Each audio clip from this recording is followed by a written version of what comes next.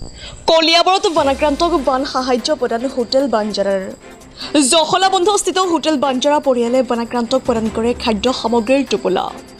প্ৰায় 50টা পৰিয়ালক বান সাহায্য প্ৰদান কৰে হোটেল বাঞ্জাৰাই। চৰকাৰেতো কৰি আছে যথেষ্ট বাৰু, হ'লেও চৰকাৰখিনি যি দেখিছোঁ যথেষ্ট হোৱা নাই, কিছুমান মানুহে এতিয়াও পোৱা নাই। আমাৰ ফালৰ পৰা নিজৰ কৰ্তব্য এটা বুলি ভাবিলোঁ যে এইখিনি মানুহে পাব লাগে বা মানুহৰ বিপদৰ সময়ত সহায় কৰিব লাগে। গতিকে মানে আগবাঢ়ি আহিছোঁ আমাৰ বাঞ্জাৰা প্ৰতিষ্ঠানৰ পৰা। আমাৰ যিখিনি সম্ভৱ সেইখিনি আমি তেওঁলোকক সহায় কৰি পেলাই নিজৰে ভাল লাগিছে। আৰু আপোনালোকৰ বুলি ক'লে আপুনি ঠিকেই ভালেই কৰিলে, কিন্তু এই ক্ষেত্ৰত মই জাষ্ট তেখেতসকলৰ লগত আছোঁহে, সহায় কৰি দিছোঁ। মানে তেখেতসকলে গম পোৱা নাই ক'ত মানে একচুৱেলি মানে দিব লাগে। মোৰ লগত কালি যোগাযোগ কৰিলে আমাৰ বাঞ্জাৰা পৰিয়াল, গোটেই বাঞ্জাৰা পৰিয়াল। তেখেতসকলে মানে নিজৰ ফালৰ পৰা কিবা অলপ সহায় কৰোঁ বুলি আগবাঢ়িছে। হোৱাৰ পিছত মোৰ লগত যেতিয়া যোগাযোগ কৰিলে মই তেতিয়া আঙুলিয়াই দিলোঁ যে এইখিনি জেগাত দিলে ভাল আছিলে।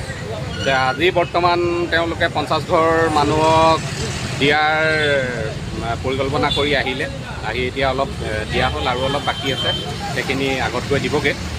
আৰু কালিলৈও তেনেকৈ এটা প্লেন বনাইছে আৰু 100 ঘৰমান মানুহৰ যদি পৰা যায়।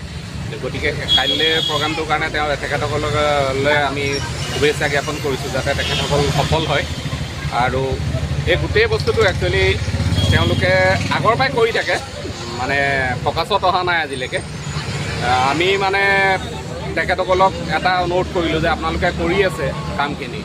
ইয়াতে এনেকুৱা মানুহো আছে, আজি আমি ছ'চিয়েল মিডিয়াত দেখি আছোঁ যে ৰাইজৰ টকা মাৰি কৰি খাই শেহত মানে এনেকৈ ছটিয়াই দিয়ে, ছটিয়াই দিয়া নিচিনাকৈ দিয়ে, কিন্তু সেইবিলাক মানুহ মানে বিৰাট ডাঙৰ মানুহৰ হেৰিয়াত গুচি যায়গৈ।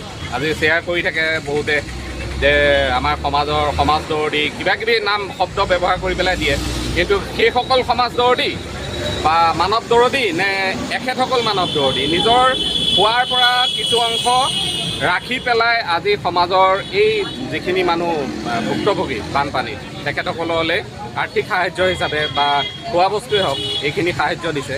মোৰ মতে কিন্তু এখেতসকল মানৱ দৰদী একচুৱেলি। কলিয়াবৰৰ পৰা কৃষ্ণ কুৰীৰ ৰিপৰ্ট, নিউজ 24 অসম।